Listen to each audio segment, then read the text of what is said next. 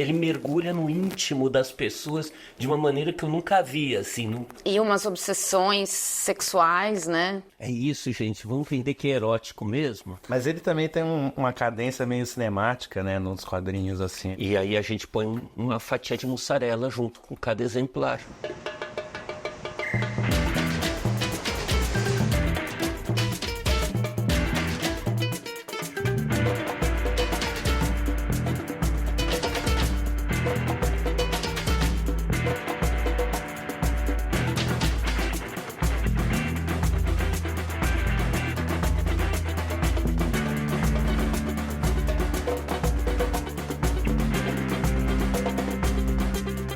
Gente, a gente precisa começar a divulgação desse livro e o que a gente vai... O que vocês acham que a gente tem que falar, assim, de destacar como mais importante? Olha, o problema é isso, assim, Miguel Villa ganhou o Micheluzzi, que é o principal prêmio de quadrinho lá na Itália, estava nos finalistas do Angoulême, mas ninguém sabe desse cara aqui no Brasil. Ninguém sabe, nunca. Ele é muito novo, né? Quais são? Ele tem outros livros publicados além do Fior di Latte? Tem. Padovalend, né? Padovalend. Mas é a primeira vez que ele chega no Brasil, então... E é um livro, uma leitura ali, assim...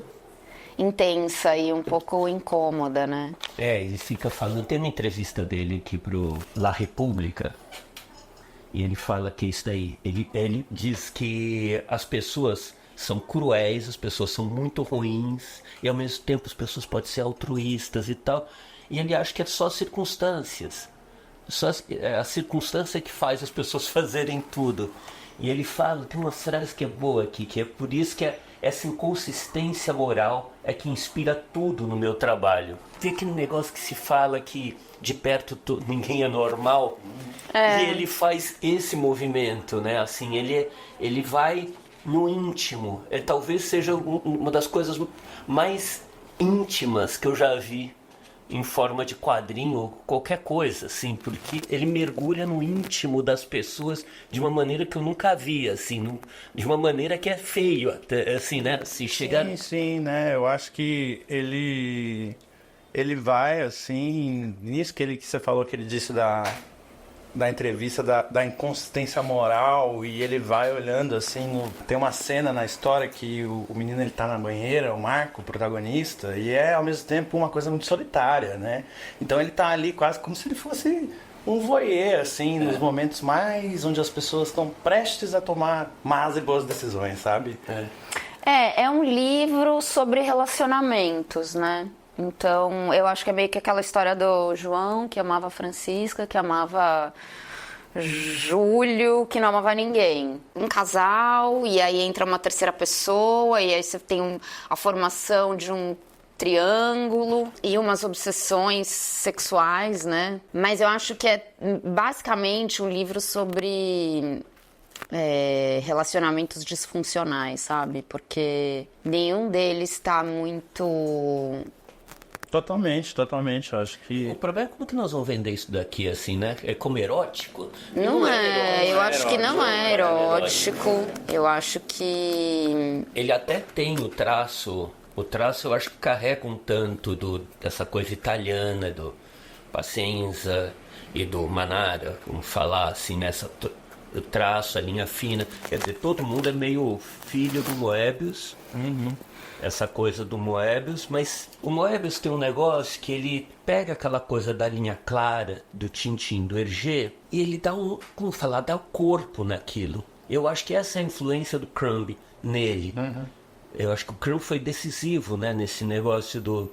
E ele fala disso, o Moebius fala desse negócio tudo. Mas acho que os italianos deram esse negócio carnal, sabe? Eu acho muito legal essa contradição entre uma história meio sufocante ali e esses desenhos, essa cor, tons pastel, coloridinho, que parece uma coisa tão harmônica, né? Que não tem nada a ver com a história dos personagens. Tem uma cor meio leite, né? Meio leite, meio fior de latte. Mas ele também tem uma cadência meio cinemática, né, nos quadrinhos, assim. Ele vai contando essa história de muitos ângulos, assim. Você vai vendo... Ele tem uma coisa do detalhe, né? De colocar o detalhe, de colocar o rosto, a fala, um braço, a mão para contar uma coisa, e isso é muito legal também. E essas páginas, né, cheios de branco e cada quadro de um tamanho, é bem interessante. Ele parece ter pego alguma coisa do Chris Ware, né? Aquela coisa do Sabrina, do Nick Drnazzo. né? Assim, alguma coisa daquilo, mas é uma coisa muito própria, muito diferente, assim. Eu acho muito italiano, muito italiano. Eu acho que combina muito, se pensar também essa diagramação, lembra um pouco do fã do Bassilieri. né, do Bassilieri. Né, como ele trabalha, o Bassilieri também usa um tanto desse negócio. O Bassilieri é um dos que ficam elogiando muito o Miguel Villa. Eles têm uma coisa disso, dessa carnalidade, sabe? Eu acho que é uma coisa que é uma diferença. A gente está preparando um outro livro de uma autora italiana. Capuana. Capuana.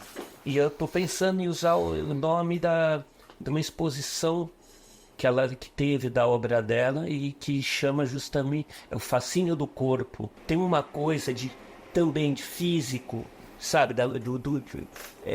Que é uma coisa comum do Pazienza, é uma coisa que o Gip mesmo tem muito disso daqui, assim, sabe? Dos personagens. Esse que a gente publicou, o Reviati, tem muito disso. De ter os volumes, sabe? É traço, mas as coisas têm volume. Porque essa é uma geração pós-revistas, né, na Itália. Final dos anos 70, quer dizer, tinha a Linus, era a revista que foi guia dos quadrinhos italianos dos anos 60, 70, era a principal revista de quadrinho da Europa, décadas assim, né? E aí depois, no final dos anos 70, tem essa coisa da Frigidaire, de vanguarda Alter, que nasce com um braço da Linus, mas é um mercado meio frágil esse italiano. Quando parou as revistas, eles ficam publicando, às vezes, mais na França do que na Itália, né? Assim, era muito comum, o Hugo Pratt, por exemplo, ele era publicado antes na França do que na Itália. E a França acho que é o maior mercado de quadrinhos. Ah, sem dúvida. Sem dúvida. Na Europa, sim.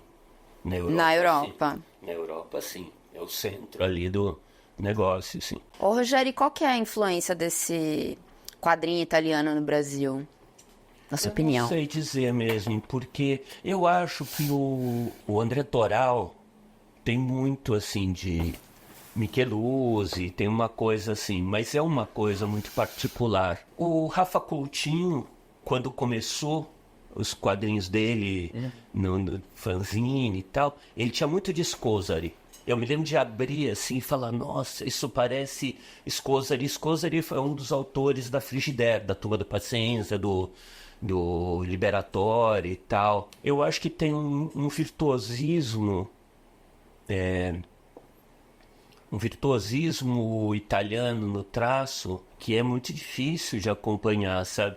É muito... Eu acho que, sabe, séculos de Leonardo, Caravaggio, Michelangelo, sabe? Tem uma cultura visual e, sabe, que é muito difícil de pegar. O Quintanilha tem uma influência, mas do cinema, né? Assim, realismo, não é tanto dos quadrinhos. Eu não sei, você vê assim, eu acho que deve ter um monte de gente fazendo um faroeste como deve ter tido, como Tex, né?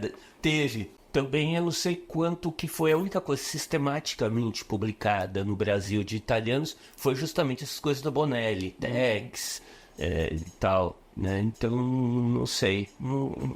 Os leitores, mandem. Se vocês concordam com o que o Rogério disse, deixem nos comentários. Se vocês discordam do Rogério, deixem nos comentários também. E também não esqueçam de falar coisas que a gente deixou de lado, não lembrou, e também somar nesse debate. E se você lembrar de algum amigo que, enfim, goste do conteúdo, manda pra ele também.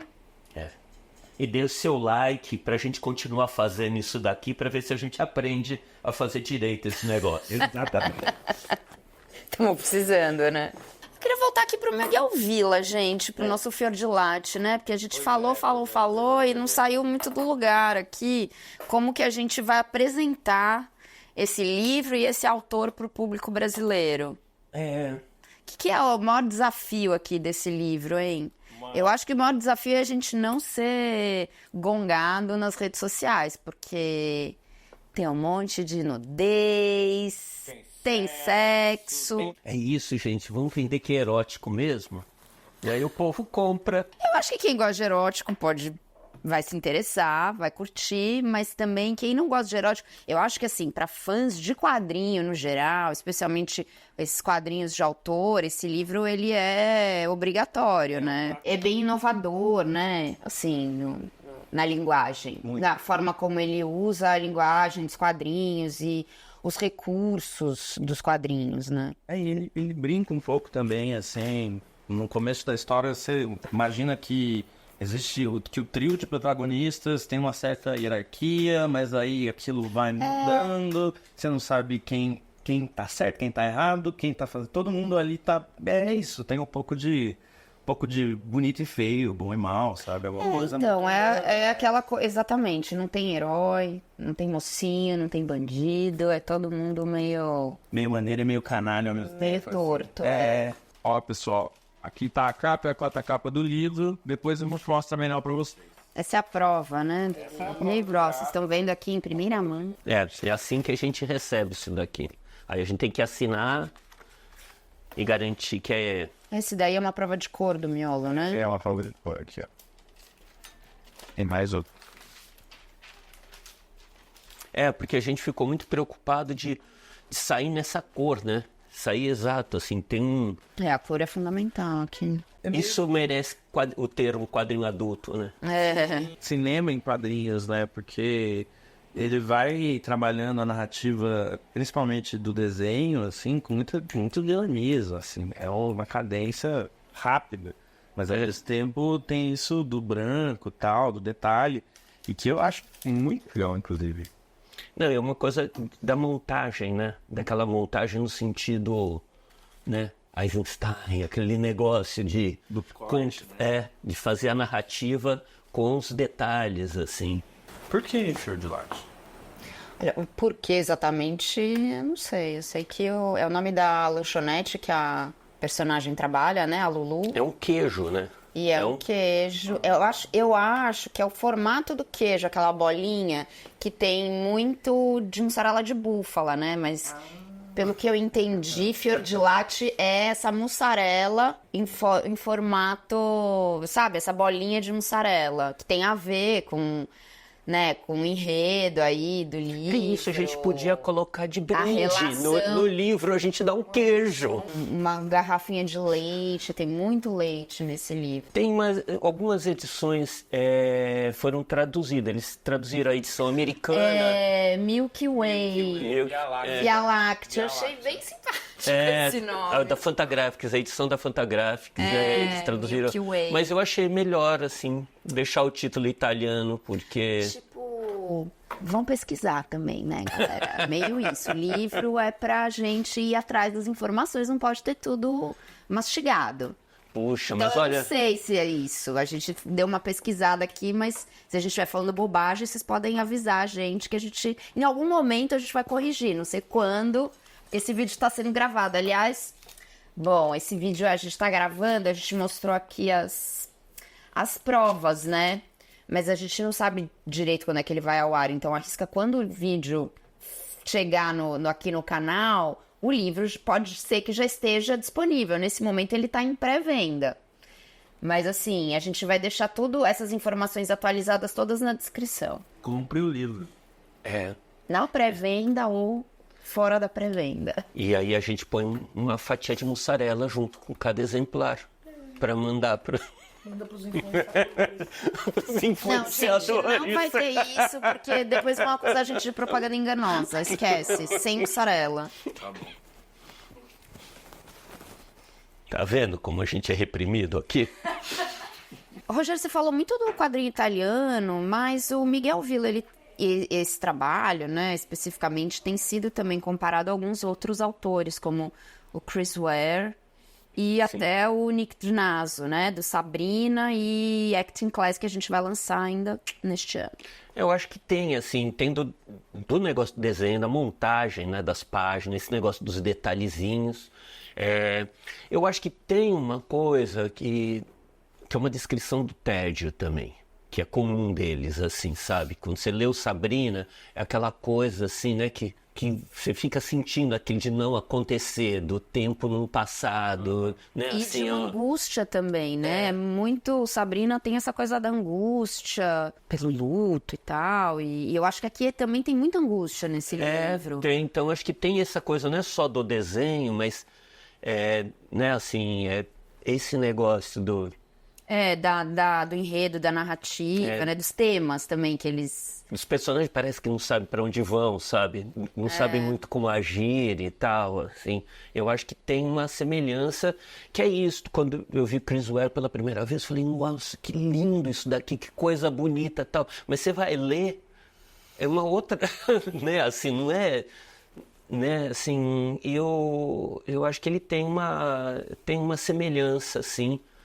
Mas, de novo, tem muita carne aqui, sabe? Tem uma diferença muito grande, assim. Meio engraçado, porque nós estamos de novo voltando para a linha clara, né? O Chris Ware é um representante nos Estados Unidos da linha Claire, franco-belga, desse negócio do tracinho e tal. Ele parece que aqui absorve de outra maneira e sai outra coisa. Acho que é isso. Acho que nós vamos ter que vender... Bom, Isso tudo, de alguma forma. Brulha! E vai! Puxa, mas um queijo, viu? E ajudar, será? Não, os leitores, eles vão gostar. E se eles não gostarem, eles vão gostar também. É bom eles O gostarem. importante é que a gente tem que publicar. É a responsabilidade social dessa editora. Bom, a gente está finalizando aqui e se você tá com o livro aí na sua casa, já comprou, comenta aqui embaixo e conta pra gente o que você achou. E não se esqueça de se inscrever no nosso canal. Então, até a próxima. Esse é Rogério de Campos, Letícia de Castro, Guilherme Ziggy.